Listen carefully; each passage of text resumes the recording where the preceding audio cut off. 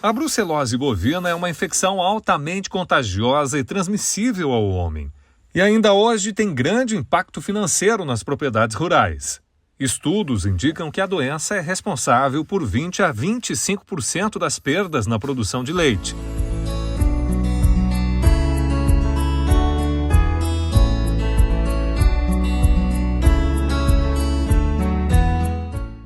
A brucelose ela é uma doença bacteriana causada pela Brucella abortus e ela causa principalmente problemas reprodutivos nos animais. Então aquela vaca que ela está quase parindo, ela vai e aborta. Ou nasce o bezerro e o bezerro é um bezerro fraco ou bezerro morto. Nos machos também ela causa problemas nos testículos. Então é uma doença que causa principalmente problemas reprodutivos. Ela é uma doença que, assim como a tuberculose, ela pode também não apresentar sintoma clínico nenhum nos animais. Às vezes é uma novilha que ainda não foi coberta, então não tem como ela abortar, né? A transmissão da brucelose acontece quando o animal sadio entra em contato com um animal infectado. Já para o ser humano, a principal transmissão é através da ingestão de leite cru e derivados, como queijo e iogurte produzidos com leite não pasteurizado. Então aquela placenta, aquele feto abortado, ele está repleto de brucelas, né? E esses restos placentários, esses restos de aborto, eles acabam contaminando o ambiente. Esse é o material que mais tem a presença da bactéria. Então o ideal é que o produtor então tome os cuidados, use luva, use máscara, se possível um óculos, porque ao manejar esse material, se ele estiver contaminado, é nesse momento que o produtor pode se contaminar com a brucelose também e eliminar todo esse material ali daquele ambiente, proceder à desinfecção daquele ambiente para evitar então que esse material, como as vacas elas são bastante curiosas, né, elas vêm cheirar, elas vêm mexer naquele material e elas podem se contaminar nesse momento. Então o ideal é pariu, abortou, eliminar todo esse material de parto, de aborto, enterrar de forma profunda, fazer a desinfecção daquele local para também diminuir a contaminação nesse momento. A doença se manifesta de maneira diferente para fêmeas e machos.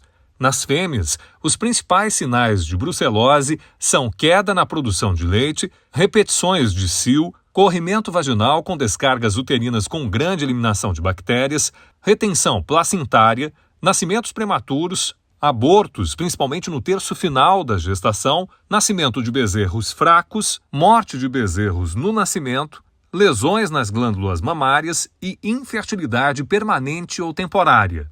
Já nos machos, os sintomas que apontam para o alerta da brucelose bovina são infertilidade, inflamação nos testículos e problemas de articulação como artrite e bursite. O diagnóstico de brucelose ele é feito através da coleta de sangue dos animais. Esse sangue, então, ele é coletado o soro desse sangue e esse sangue ele vai reagir com uma substância que a gente chama de antígeno acidificado tamponado. Daí, o animal, quando ele é positivo, o soro desse animal em contato com esse antígeno, ele acaba formando grumos. Esses grumos, então, indicam que o animal é reagente para a brucelose.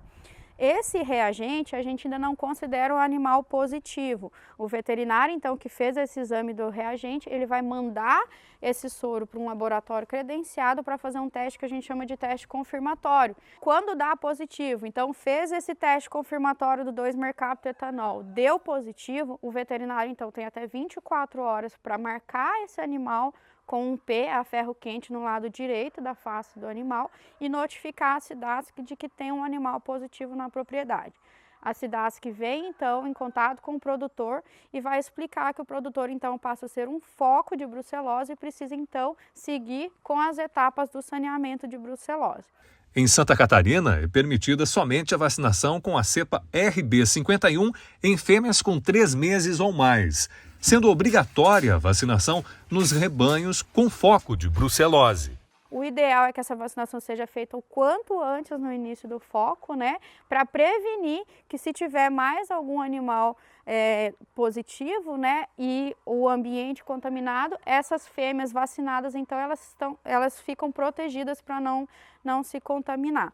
É proibida a vacinação dos machos, mesmo com essa vacina RB51, porque ao vacinar os machos, independente da idade, os machos eles acabam apresentando sinal clínico pela vacina. Então é proibida a vacinação dos machos, só vacina então as fêmeas acima de 3 meses de idade. é importante frisar que a vacina ela pode ser feita por qualquer produtor mediante alguns requisitos. Quando a propriedade é foco, é obrigatória a vacinação desses animais. Mas vamos supor que tem uma propriedade vizinha àquela propriedade que acha prudente fazer a vacinação desses animais porque sabe que o produtor ao lado tem o foco na propriedade. Ele pode fazer essa requisição dessa vacina através de um veterinário habilitado e ele vai aplicar a vacina nas suas fêmeas. Em casos de foco ou nesses casos em que o produtor se sente mais seguro ao vacinar os seus animais, essa vacina ela pode ser feita um reforço a partir de 6 meses da aplicação da primeira dose. Então, com 6 meses faz uma segunda vacinação, a gente considera então que o rebanho está protegido contra a bactéria. Santa Catarina tem a menor incidência de brucelose do país. É o único estado do Brasil com classificação A em relação ao grau de risco para a doença.